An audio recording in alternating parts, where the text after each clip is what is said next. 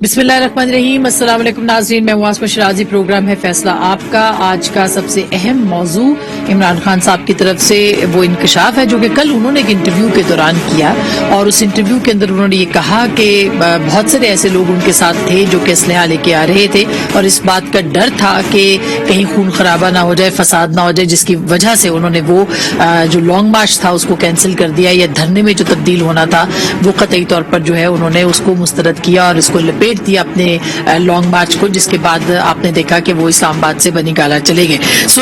कल के इस इंटरव्यू के बाद कहा जा रहा है कि उन्होंने उस मामले के ऊपर जो है वो तस्दीक की मोहर सख्त कर दी, जो कि हुकूमत पाकिस्तान इस वक्त की जो हुकूमत है वो ये कहती नजर आती थी कि लॉन्ग मार्च के शुरका के अंदर एक बड़ी तादाद में लोग मुसल्लह भी मौजूद हैं, जिनका काम जो है या जो पाकिस्तान के वफाकी दारुल हुकूमत के अंदर अमन व अमान की सूरत हाल को खराब करना चाहते हैं। क्या खान साहब ने कल का जो इंटरव्यू दिया उसमें उनके एग्जैक्टली अल्फाज क्या थे वो आपको सुनाए देते हैं। 100% मुझे शोर की गोली चली। यहाँ भी लोग तैयार हो गए थे जो हमारी तरफ से, कई उन्हें पिस्टल रखे हुए थे। मुझे खौफ हो गया कि अब अगला स्टेप ये है कि यहाँ इंतशार होगा।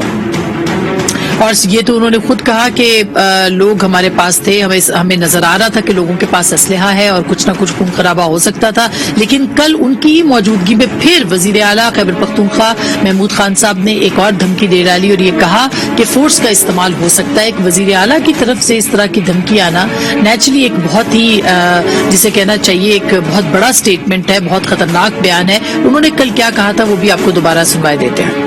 खान साहब दोबारा कॉल देंगे तो मैं बताऊंगा जो खैबर पख्तूनख्वा की फोर्स है वो मैं इस्तेमाल करूंगा। आज वफाकी काबीना के अंदर भी ये मामला डिस्कस हुआ, जिसमें कि ये तय पाया कि एक कमेटी तश्कील दी जाएगी जो कि इमरान खान साहब के जो बयानात हैं उनका नोटिस लेगी, उसका जायजा लेगी, और उसके बाद जो भी कार्रवाई की जा सकेगी वो कार्रवाई की जाएगी। इस कमेटी के अंदर कमर जमान कायरा साहब हैं, इसके अंदर अयाज सादिक साहब, असद महमूद साहब और वजीर कानून आजम नजीर तारड़ साहब, जबकि राना सनाउल्लाह साहब जो है इसके हेड होंगे। राना सनाउल्लाह साहब ने आज एक प्रेस कॉन्फ्रेंस भी की और उसके अंदर सिर्फ यही नहीं बताया कि क्या कार्रवाई होगी, बल्कि ये भी बताया कि प्लान क्या था और उस वक्त इस्लामाबाद के अंदर कौन कौन से लोग लाए गए थे, कहां कहां ठहराए गए थे। उनके पास वो तमाम जो विजुअल्स हैं बकौल राना सनाउल्लाह साहब के, वो उनके पास मौजूद हैं और कार्रवाई की जाएगी। क्या कहा राना सनाउल्लाह साहब ने, जरा वो भी सुनिएगा। इमरान खान साहब 100% नहीं 200% जो है वो आप गोली चलाने के इरादे से ही आए थे। आपके साथ तो मुसल्लह लोग जब आप स्वादी में थे जलसे में, उसकी हमारे पास वीडियोज मौजूद हैं। ये एक क्रिमिनल एक्ट है जो पाकिस्तान पीनल कोड के तहत काबिल सजा है।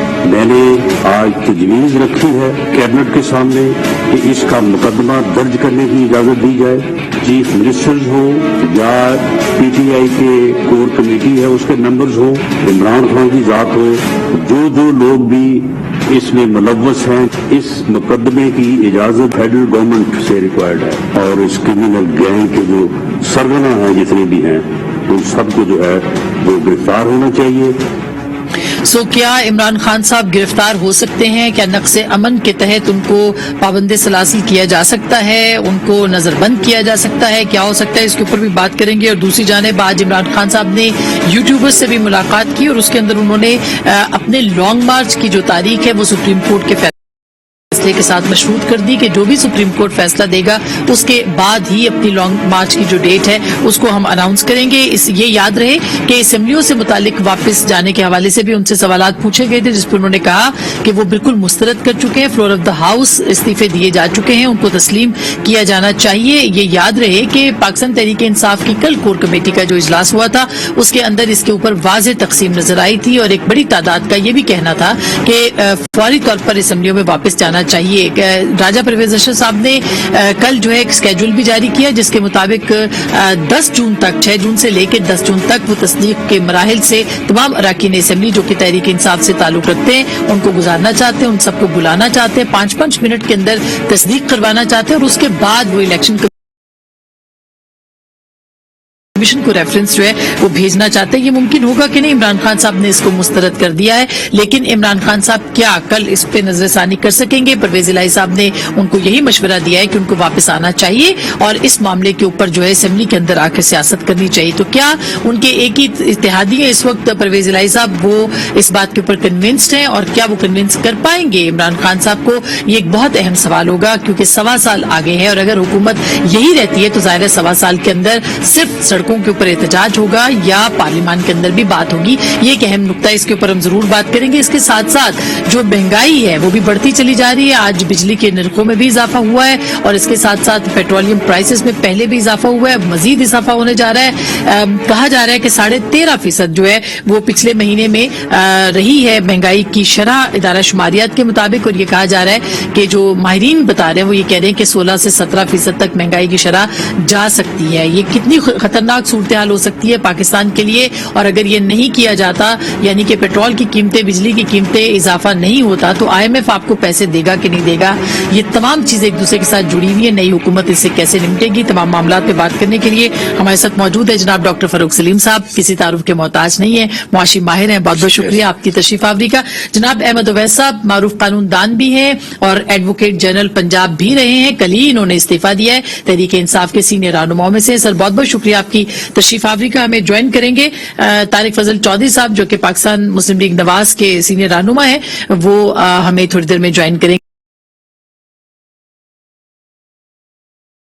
तो आप सब लोगों का बहुत बहुत शुक्रिया। सबसे पहले अहमद अवैस साहब आपके पास आना चाहती हूँ, क्योंकि ये जो अब हुकूमत कार्रवाई करने का सोच रही है इमरान खान साहब के हवाले से नक्शे अमन की बात की जा रही है और आपने देखा कि एक काबीना की कमेटी भी तश्कील पा गई है, तो आपको लगता है कि इमरान खान साहब को धर लिया जाएगा, उनको गिरफ्तार कर लिया जाएगा?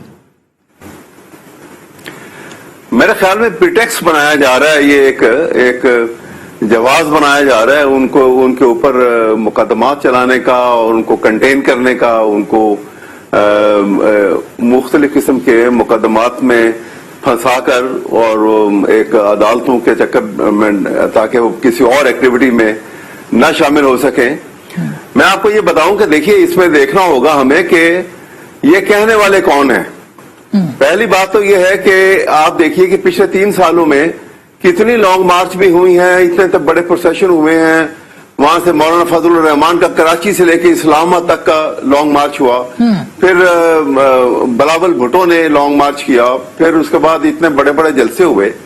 किसी एक में आप बताइए कि कोई इस किस्म की आंसू गैस, कोई उनको रुकावट पैदा की गई हो, कोई उनको मारा कूटा हो, कोई उनके बच्चों और औरतों और बच्चों के ऊपर कोई जुल्म किया हो इस किस्म का, कि जहां पे ऑक्यूपाइड एरियाज के अंदर, जैसे कश्मीर के अंदर आपने देखा होगा कि इस किस्म का जुल्म होता नजर आया, जैसे फलस्तीन में आपको जुल्म होता नजर आता है कि वो शेल भी इस्तेमाल करते हैं अगर गैस के, तो इस किस्म के जो ज्यादा से ज्यादा डैमेज कर जाए। तो ये बात है। अब उसके बाद ये कहना कि जी उन्होंने कहा कि एक आदमी ने अगर ये बात की है, आप ये देखें कि क्या अगर उनके साथ जो वहां से KPK से जो लोग आए, वो ट्रेडिशनली वहां के पठान लोग जो हैं वो अपने पास असला रखते हैं क्या, लेकिन क्या किसी ने एक फायर जो है, not a single bullet was fire. देखने वाली बात तो ये है कि इतने तमाम तशद्दुद के बावजूद सारा पॉसिबल रिस्ट्रेन उन्होंने अपने ऊपर रखा, किसी ने एक गोली नहीं चलाई वहां पर।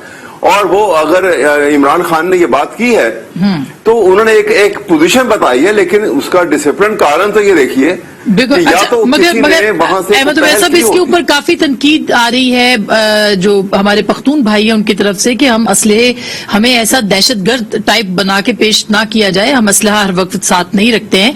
और फिर राना सनाउल्लाह साहब ने एक और बात भी की, वो मैं आगे आपको जाके सुनाती हूँ। सवाल ये है कि इमरान खान साहब को ये बात करने की क्या जरूरत थी कि वो कहते हैं कि हमें मालूम था कि बहुत सारे लोग ऐसे आ रहे हैं कि जिनके पास असलहा है। आपको लगता है कि ये जरूरी था उनका ये कहना? नहीं, मेरा ख्याल है कि ये मैं भी स्लिप ऑफ टंग, उनको कहने की जरूरत नहीं थी, इसमें कोई शक नहीं है।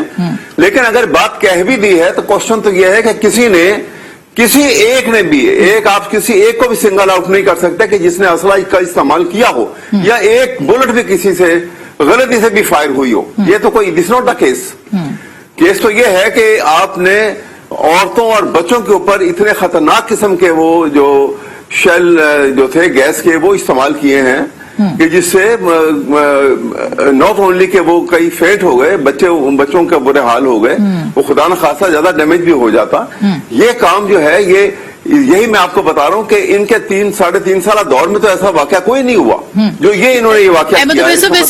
ویسے معذرت میں تصحیح کر رہی ہوں، مگر ایسا واقعہ ہوا. خود میں نے ایک فوٹیج جو ہے وہ ٹویٹ کی تھی جو کہ پروٹیسٹ ہوا تھا ٹیچرز کے اوپر، اور اس کے اوپر ان پہ شیلنگ کی گئی تھی. وہ بلکہ کل ملیکہ بخاری صاحبہ اور قمر شوذب صاحبہ نے ایک پریس کانفرنس کی اور وہی چلا دی فوٹیج جو کہ 2021 فروری میں نے جو ہے وہ ٹویٹ کی ہوئی ہے. اور وہ بھی غلط تھا، یہ بھی غلط ہے. بالکل آپ کی بات درست ہے کہ اس طرح کا استعمال جو ہے وہ نہیں ہونا چاہیے. مگر میں آپ کو سنواتی ہوں رانا ثناء اللہ صاحب کن خدشات کا اظہار کریں، پھر ہم ڈاکٹر صاحب سے بات کریں گے. ذرا سنیے گا وہ کیا کہہ رہے ہیں. مسلح لوگ جن کی تعداد چند ہزار تھی، جو انہوں نے کہا کہ ہم ڈی چوک جو ہے وہ جا رہے ہیں، اور ان کے آنے سے پہلے ڈی چوک میں تقریباً 3-4 ہزار کے قریب لوگ جو ہے وہ جمع ہو چکے تھے. تو اس کریمنل گینگ، اس جتھے کا جو ہے وہ فرنٹ تھے، وہ پہلے سے ایک دن پہلے سے جو ہے وہ یہاں پہ آ چکے. ہم نے وہ تمام بلڈنگز اور تمام جگہیں اور وہ ہوٹل جو ہے وہ مارک کر لیے ہیں. ایون پارلیمنٹ لاجز میں بھی جو ہے وہ لوگ ٹھہرائے گئے. کے پی کے ہاؤس میں جو ہے وہ لوگ ٹھہرائے. اور یہ کتنی خطرناک بات تھی کہ انہوں نے مسلح لوگوں کو آگے وہاں پہ بھی جو ہے وہ ٹھونسا ہوا تھا. اب یہ الزامات ہیں احمد اویس صاحب جو کہ رانا ثناء اللہ صاحب نے عائد کیے ہیں آج، اور کہہ رہے ہیں کہ ہمارے پاس اس کی فوٹیجز موجود ہیں.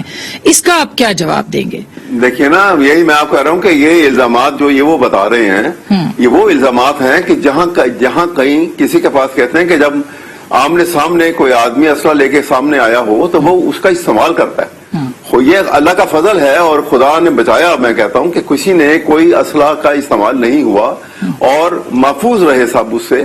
لیکن یہ جس انداز کے اندر رانا صاحب نے وہاں پہ جو جتنے ہزار شیل، کبھی یہ بھی کاؤنٹ کر کے بتائیں نا کہ ان کی ڈیٹیل لی جائے کہ کتنے ہزار شیل جو ہیں وہاں ایک چھوٹی سی جگہ کے اوپر استعمال ہوئے ہیں، اور اس کا کتنا ڈیمیج جو ہے آپ اس میڈیکلی معلوم کیجئے کہ ان کے شیل سے لنگز کے اوپر اور انسان کے ذہن کے اوپر کس قسم کا ڈیمیج ہوتا ہے، نروس کے اوپر قسم کا آج فواد چودھری صاحب نے کہا ہے کہ ہم اس کو چیلنج کریں گے. بالکل آج انہوں نے کہا کہ ہم اس کو چیلنج کریں گے. سر بالکل اس پہ مزید بھی بات کریں گے. سپریم کورٹ سے بھی مشروط کیا ہے خان صاحب نے لانگ مارچ کو، اور وہ بار بار سپریم کورٹ کا حوالہ لاتے ہیں اس میں.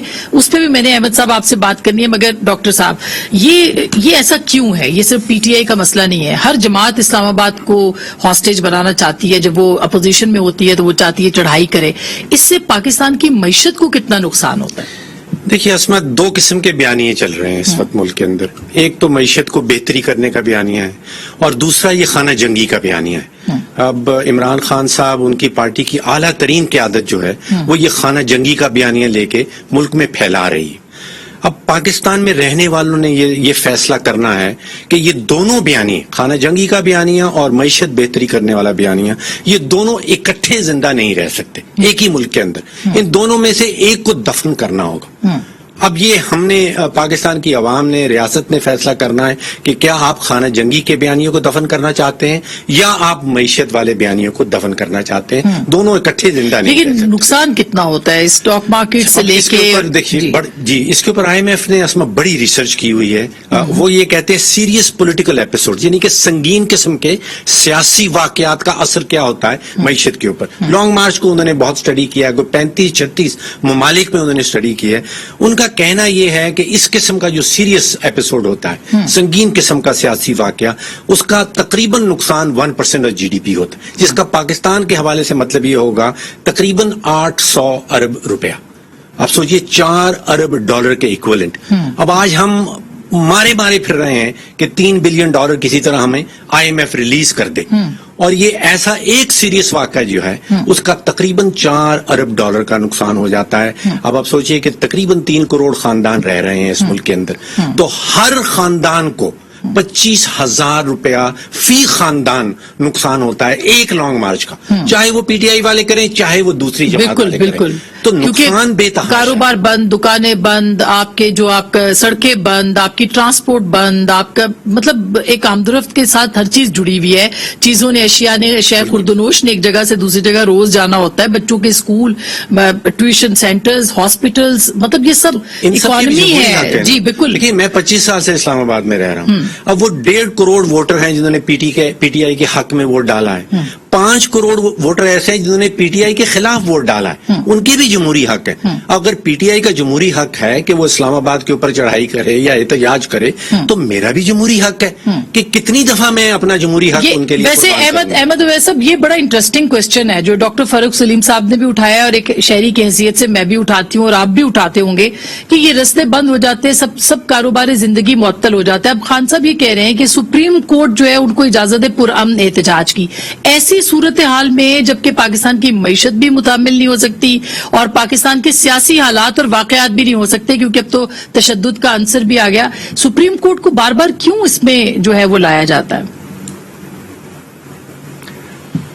یہ بات تو میں آپ سے ایگری کرتا ہوں کہ اس میں یہ پولیٹیکل افیئرز کے اندر ہمیں جوڈیشری کو نہیں لانا چاہیے، لیکن اگر لے آئے ہیں تو میرے خیال میں ایسا ضابطہ ایک سامنے آ جائے گا کہ اس کے بعد شاید ساری پولیٹیکل پارٹیز یہ محسوس کریں کہ نہیں لانا چاہیے تھا، ان کو بیچ میں ملوث نہیں کرنا چاہیے تھا، شاید اس سے یہ ایک ڈسپلن کی صورت نکل آئے اور وہ سب کے لیے بہتر ہو، کیونکہ اب یہ اگر اس حد تک چلے گئے ہیں، بات تو یہ ہے کہ یہ جو پولیٹیکل ایکٹیویٹی ہوتی ہے سیاستدانوں کو خود سمجھنا چاہیے بالکل کہ وہ مورالٹی جو ہے اس کے گراف کو کیسے اونچا لے کے جاتے ہیں، نہ کہ اس کو بالکل ہی آپ اے مورل سوسائٹی ڈیولپ کرنے کی کوشش کریں کہ جہاں پہ جو ہے ایک کے ہاتھ میں اگر وہ حکومت آ گئی ہے تو وہ حکومت کا بے دریغ جو ہے طاقت کا استعمال کرے، چاہے کوئی ہو۔ میں یہ بات کرتا ہوں کہ یہ ہمیں کہتے ہیں نا کہ انسان کی پرکھ جو ہے وہ اسی وقت ہوتی ہے کہ جس وقت وہ طاقت میں ہوتا ہے، جب اس کے پاس حکومت ہوتی ہے اور بہت کچھ کر لینے کے لیے ہوتا ہے۔ تو میں اس لحاظ سے کہتا ہوں کہ اگر اس پیرائے میں دیکھیں تو ابھی یہ ایک جو ہے وہ بہت کم عرصہ گزرا ہے ان کو حکومت میں آئے، لیکن جس قسم کی بربریت انہوں نے ایک دم سے روا رکھی ہے یہ کنٹین کرنا پڑے گا ان کو بھی اپنے آپ کو بالکل۔ اور یہ میں اس لیے نہیں بات کر رہا ہوں کہ میں ایک دوسری پولیٹیکل پارٹی سے تعلق رکھتا ہوں، میں کہتا ہوں کہ ہمیں جو ہے کہ ایک اخلاقیات کو، مورالٹی کو لے کے آگے چلنا ہے اور قوم کو بہتر سے بہتر شکل میں پیش کرنا ہے اور بنانے کی کوشش کرنی چاہیے۔ یہ بالکل یہ ساری سیاسی باتوں کو مطمئن نظر نہیں ہوگا۔ بالکل میں بالکل آپ سے اس بات کے اوپر جو ہے وہ آپ سے اگری کرتی ہوں کہ یہ ہونا چاہیے، لیکن ڈاکٹر صاحب اب جو اس وقت پاکستان کی سیاسی صورتحال ہے اور معاشی صورتحال ہے، اگر احتجاج آپ نہیں کرتے، ظاہر سیاسی جماعتیں اس کو پولیٹیکلی استعمال کرتی ہیں، جب بھی پیٹرول کی قیمت، یہ صرف پی ٹی آئی تو نہیں، صرف باقی ساری جماعتیں بھی کرتی ہیں، تو اب ہم افورڈ کر سکتے ہیں کہ اس طرح کی انسٹیبلٹی ہو؟ دیکھیے پہلی بات تو یہ ہے کہ پی ٹی آئی جو جنگ ہارا ہے وہ پارلیمنٹ کے اندر ہارا ہے، اب وہ سڑکوں کے اوپر وہ جنگ جو پارلیمنٹ کے اندر ہارا ہے وہ کیسے جیت سکتا ہے سڑکوں کے اوپر؟ اگر جنگ لڑنی ہے تو پارلیمنٹ میں جا کے لڑے، وہاں پہ 174 ایم این ایز نے ایک وزیر اعظم کے خلاف ووٹ ڈال دیا ہے۔ اب ایسا جاپان میں تو پچھلے 20 سالوں میں 15 دفعہ ہو چکا ہے، آپ کو وزیر اعظم برطانیہ کے اندر ایسے برطانیہ کے اندر ہمیشہ یہ ایسے ہو جاتا ہے۔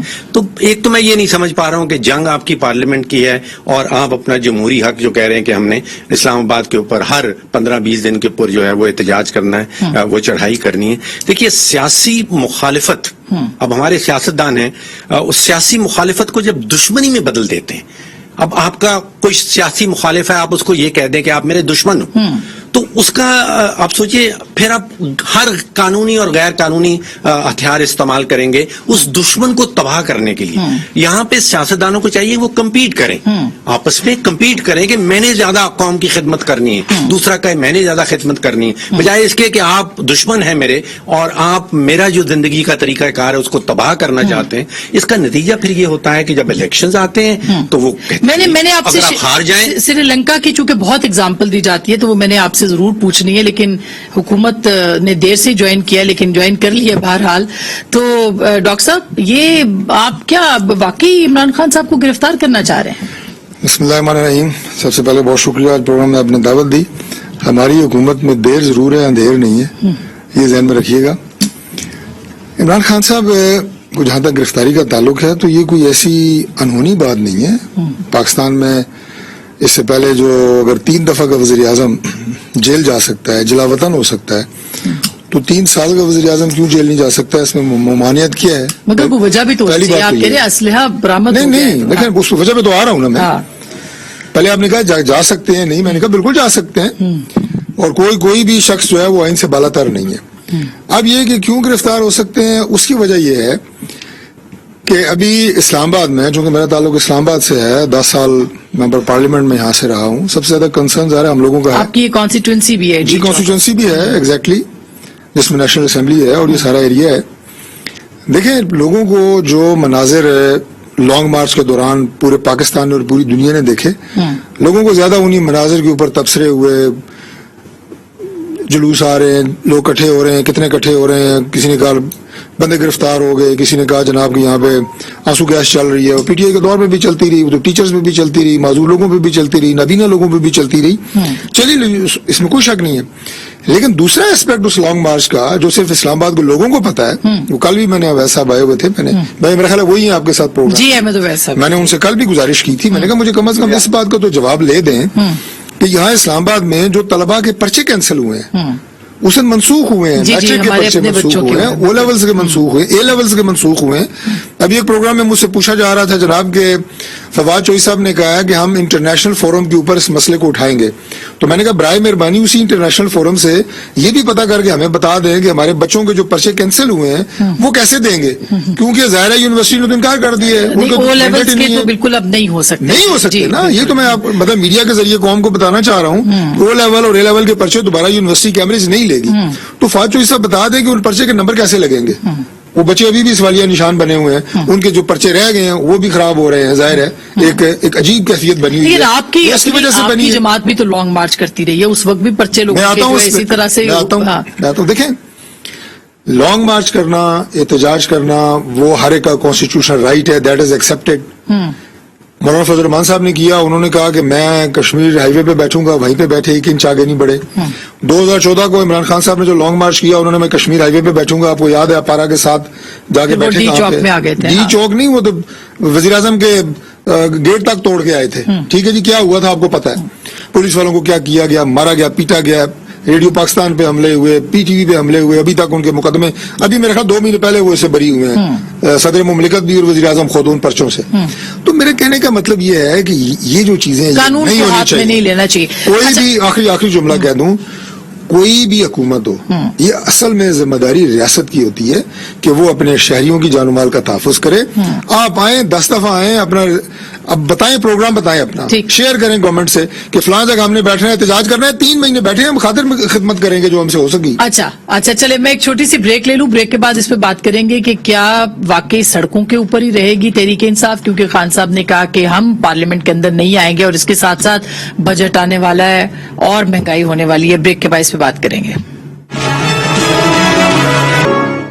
वेलकम बैक नाज़रीन, एक दफा फिर आपको खुश आमदीद कहते हैं। अहमद अवैध साहब, अब आज जो यूट्यूबर्स से मुलाकात की है खान साहब ने, उसमें उन्होंने कहा कि हमने इस्तीफे दे दिए और उसकी तस्दीक हो चुकी है, लिहाजा हम वापस अब नहीं आएंगे असेंबली में। तो क्या अब सड़कों पे ही सिर्फ एहतजाज किया जाएगा? 1.25 साल का जो वक्त है, कैसे मुमकिन है कि कोई जमात जो है वो पार्लियामेंट से बाहर रह जाए? बात यह है कि इसमें एक एलिमेंट जो है को बात एतमादी का भी है, जो कि किसी सूरत नहीं रहना चाहिए, क्योंकि मैं समझता हूं कि किसी सोसाइटी के ऊपर अगर कानून की या अदालत की रिट कमजोर पड़ जाती है तो वो बड़ी खतरनाक सोसाइटी डेवलप हो जाती है। इट बिकम, कहते हैं कि society become free for all. ये डेंजरस एस्पेक्ट है, क्योंकि ये फेथ होना जो है एक बड़े इंस्टीट्यूशन के ऊपर जिसने अदल कायम करना है, उसके ऊपर फेथ होना बड़ा जरूरी है। तो इस लिहाज से मैं कहता हूं कि ये अगर उन्होंने ये वहां पे वो जा रहे हैं, तो चलो उस फेथ के पेश नजर अगर जा रहे हैं और वहां से कोई कोड ऑफ कंडक्ट बन गया तो वो लाजम हो जाएगा सबके ऊपर, और शायद एक अच्छी डेवलपमेंट की सूरत निकल आए उससे। اور وہ سب کے لیے ہوگی, کسی ایک کے لیے وہ فائدہ یہ آپ سپریم کورٹ جی جو سپریم کورٹ کی بات کریں, جو خان صاحب نے کہا ہے کہ وہ اجازت دے اور مشروط کرے, ٹھیک. اچھا نہیں, یہ امپورٹنٹ بات آپ نے کی ہے جی کہ وہ کوڈ آف کنڈکٹ اگر بتائیں گے تو سر پھر یہ تو سپریم کورٹ کا کام نہیں ہے کہ وہ اسکیجولز بھی دے مختلف دھرنوں کے, لانگ مارچ کے, آج ایک پارٹی کو دیں گے, دھرنوں کا نہیں دیں گے, وہ ایک جنرل پرنسپل لیٹ ڈاؤن کر دیں گے اور وہ اس سے ڈیویٹ ہونا مشکل ہو جائے گا سب کے لیے. کوئی بھی اس کو کرے گا تو وہ پھر وہ کنٹمپٹ آف کورٹ میں بھی آئے گا, عدالت میں اس کے لیے فورسز جو ہیں, وہ سول فورسز جو ہیں, وہ لا انفورسنگ ایجنسیز جو ہیں, وہ دے ول کم انٹو ایکشن. تو وہ ایک سچویشن جو ہے ایک ڈیفیکلٹ ضرور کریٹ ہو جائے گی.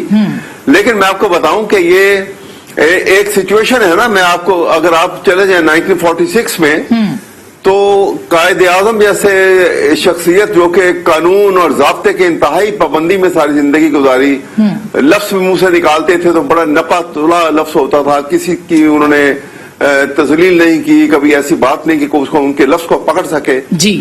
لیکن آپ کو یاد ہے کہ 1946 میں انہوں نے بھی ایک دفعہ ڈائریکٹ ایکشن کی کال دے دی تھی بامبے سے, اور بڑی سخت کال تھی وہ ڈائریکٹ ایکشن کی, جس وقت ان کو یہ محسوس ہوا کہ انگریز اور کانگریس جو ہے یہ مل کے انہوں نے لاسٹ ڈچ ایفرٹ کی تھی کہ پاکستان نہ بنے. تو وہ انہوں نے اس وقت دیکھا کہ وہ زچ ہو گئے اور انہوں نے اس موقع کے اوپر وہ تمام کہا کہ اب ہمارے فیصلے جو ہیں وہ عدالتوں سے نکل کے اب میدانوں میں ہوں گے, اور وہ ایک ڈائریکٹ ایکشن کی کال تھی جی. وہ انگریزوں کا دور تھا, بہت بڑا واقعہ جی, وہ انگریزوں کا دور تھا نا, انگریزوں کا دور, ہاں جی بالکل. لیکن یہاں تو خیبر پختونخوا کے جو وزیر اعلیٰ ہے وہ کہہ رہے ہیں کہ میں فورس کا استعمال کروں گا. نہیں, میں بتا رہا ہوں نا کہ وہ خدا نہ کرے کہ کوئی استعمال کرے, اور نہ استعمال ہونا چاہیے, نہ ایسا ہو سکتا ہے.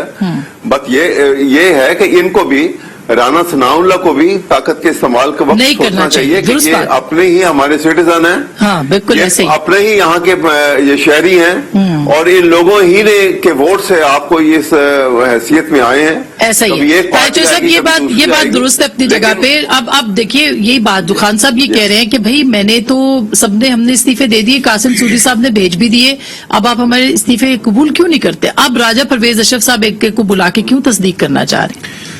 دیکھیں, یہ راجہ پرویز اشرف صاحب کی گسوابید نہیں ہے, استعفوں کو قبول کرنے کا ایک جو ہے وہ طریقہ کار درج ہے, آپ کے آئین میں درج ہے, آپ کا جو پارلیمانی نظام ہے اس کے اندر درج ہے, اور اس میں خدا نہ خواستہ انہوں نے کوئی ایسی بات تو نہیں ہے جو کسی کی جماعت کی یا کسی فرد کی کوئی تضحیق ہو رہی ہو یا کہ اس میں کوئی پرسنل کسی کا ایجنڈا ہو, بالکل بھی نہیں ہے. وہ ایک طریقہ کار ہے جس کے تحت وہ بلا رہے ہیں ممبران کو. آپ کو یاد ہوگا اس سے پہلے بھی 2014 میں ہی پاکستان تحریک انصاف نے استعفے دیے تھے, یا صادق صاحب نے سب کو دعوت دی تھی یا آپ آئیں اور استعفوں کی تصدیق کریں. تو یہ ایک طریقہ کار ہے. باقی تحریک انصاف واپس آ جائے گی, دیکھیں ہم چاہتے ہیں آ جائے یا نہ آ جائے اس کا فیصلہ تو تحریک انصاف نے کرنا, لیکن ہم چاہتے ہیں کہ یہ جو باتیں ہو رہی ہیں ہم آ جائیں, ہم یلغار کریں گے, ہم فورس استعمال کریں گے, سٹنگ وزیر اعلیٰ کہہ رہا ہے, بہت خوبصورت گفتگو کی احمد عبیس صاحب نے, ایسا ہی ہونا چاہیے. ہمارے بھی یہی جذبات ہیں کہ یہ یوز آف فورس کوئی جو اسلام آباد ہے ظاہر ہے پاکستان کا دارالخلافہ ہے نا, کوئی انڈیا کا تو خدا نہ خواستہ نہیں ہے کہ آپ نے اس پہ جتھے لے کے یا فورس استعمال کرنی ہے یہاں آ کے. وہ پاکستان کے شہری ہیں جو احتجاج کرنے والے ہیں, تو جو یہاں ہیں وہ بھی پاکستان کے شہری ہیں, دونوں کی ایکول رائٹس ہیں, کسی کا حق سلب نہیں ہونا چاہیے. اور یہ جو گفتگو ہے نا ساری, اب یہ نظام, الیکشن, ریفارم ساری, یہ پارلیمنٹ کے اندر ہی اچھی لگتی ہے, یہ چوراہوں میں, سڑکوں میں, دھرنوں میں, مارچز میں اچھی نہیں لگتی. اچھا, اس کا اگر آپ کی نمائندگی ہے پارلیمنٹ میں یو آر موسٹ ویلکم. اچھا, ایک اور بڑی انٹرسٹنگ بات ہے, قومی اسمبلی سے استعفے دے دیے تحریک انصاف نے, سینٹ میں موجود ہے, یعنی پتہ نہیں اب اس کی وجہ کیا ہے. خیر, انہوں نے پہلے تو دوسرے الزام لگاتے تھے ہمارے اوپر, اب انہوں نے آخری الزام جو ہے وہ غدار کا لگایا. یہ سیاسی دیوالیہ پن ہوتا ہے. جب میرے پاس پولیٹیکل آرگومنٹ نہیں ہوگا تو میں پھر اپنے سیاسی مخالفین کو کہوں گا کہ آپ غدار ہیں, آپ کافر ہیں, آپ فلاں ہیں. یہ بھی نہیں ہونا چاہیے. اچھا, آپ کیا غدار صرف قومی اسمبلی میں بیٹھے ہیں کہ وہاں آپ نہیں آنا چاہتے, سینٹ میں ہیں, پنجاب اسمبلی میں ہیں, یہ ویسے ڈاکٹر صاحب یہ بات ہے کیونکہ آپ تو پولیٹیکل اکانومی کو وہ آبزرو کرتے ہیں, تو کے پی اسمبلی سے بھی مستعفی ہو سکتی ہے پی ٹی آئی, اپنی حکومت چھوڑ سکتی ہے, اور پنجاب سے بھی چھوڑ سکتی ہے. وہاں ضمنی انتخاب کی بات کی جا رہی ہے پنجاب کے اندر, جو لوگ ڈی سیٹ ہوئے ہیں ان کے لیے. تو یہاں پہ کیوں اس طرح سے ہو رہا ہے, اور کیا بجٹ کو کوئی نقصان ہو سکتا ہے؟ उनके जाने या आने और उस तरह से? देखिए, बजट तो बड़ा मुश्किल बनेगा।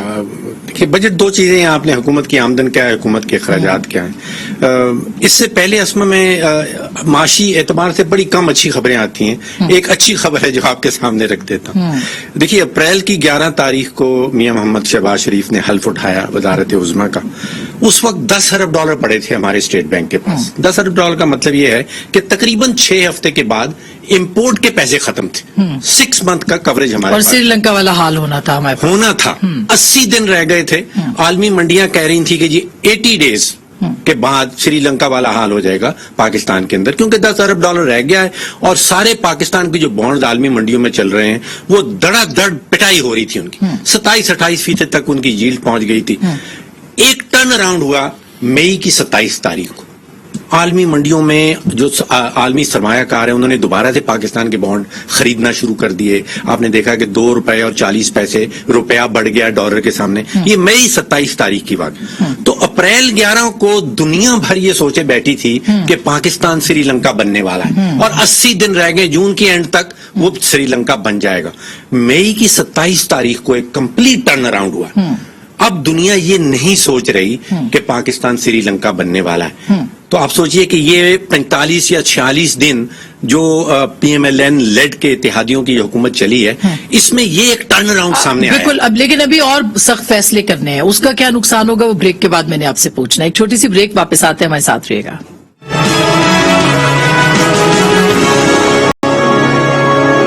वेलकम बैक नाज़रीन, एक बार फिर आपको खुशामदीद कहते हैं प्रोग्राम के आखिरी हिस्से में। डॉक्टर साहब, बजट कैसा आएगा, रुलाएगा या क्या करेगा? मतलब देखिए, PTI की हुकूमत जो है वो पाकिस्तान की 74 साल माशी तारीख का सबसे बड़ा बुलंद तरीन बजटरी खसारा छोड़ के जा रही। मेरा तखमीना यह है कि 5,000 अरब या उससे जायद का बजटरी खसारा है।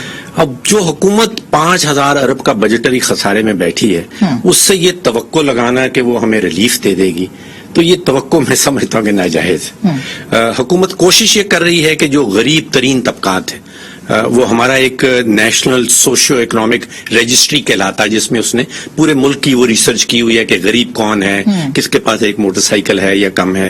तो उसको वो 28 अरब रुपए की अभी वज़ीर आज़म साहब ने जो रकम मुख्तस की है कि उनमें वो टारगेटेड सब्सिडी जिसको कह रहे हैं वो बांटा जाएगा। देखिए, महंगाई तो आसमां आनी ही आनी है। अभी 30 रुपए पेट्रोल और डीजल की कीमत बढ़ी है और अभी ये पहली किस्त है।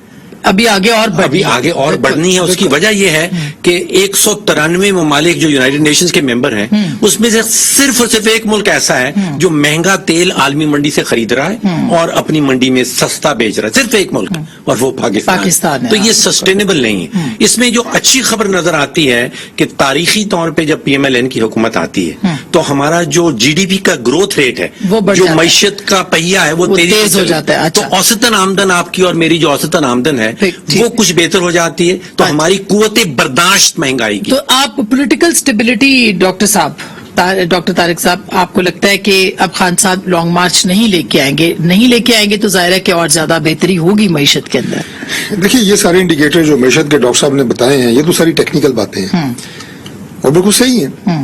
लेकिन इसके साथ जो अगर आप पॉलिटिकल सिचुएशन को इसके साथ लिंक करें ना, तो फिर जब तक मुल्क के अंदर पॉलिटिकल स्टेबिलिटी नहीं होती तो जितने इंडिकेटर मईशत के बता रहे हैं डॉक्टर साहब, ये बैड से वर्स्ट हो जाते हैं। रोकेंगे आप अगर लॉन्ग मार्च होता है? मैं कहूंगा जी कि इंशाल्लाह अगर तो ये बात करके, जैसे मैंने कहा, कोई डायलॉग के जरिए आके अपना एहतजाज रिकॉर्ड करना चाहते हैं, कहीं बैठना चाहते हैं, मोस्ट वेलकम। लेकिन अगर दंगा फसाद, यूज ऑफ फोर्स अगर कही गई तो फिर इस्लामाबाद की लोगों की जान माल का तहफ़्फ़ुज़ रियासत की जिम्मेदारी है जो हुकूमत अदा कर रही है। वैसे पार्लियामेंट में आने का ऑप्शन तो होना चाहिए। आई मीन पॉलिटिकली देखा जाए तो किसी भी सियासी जमात के लिए जरूरी है। तो क्या आप मशवरा देंगे खान साहब को कि वो पार्लियामेंट में वापस आए और सियासत करें? देखिए, मैंने अपने तौर पर मशवरा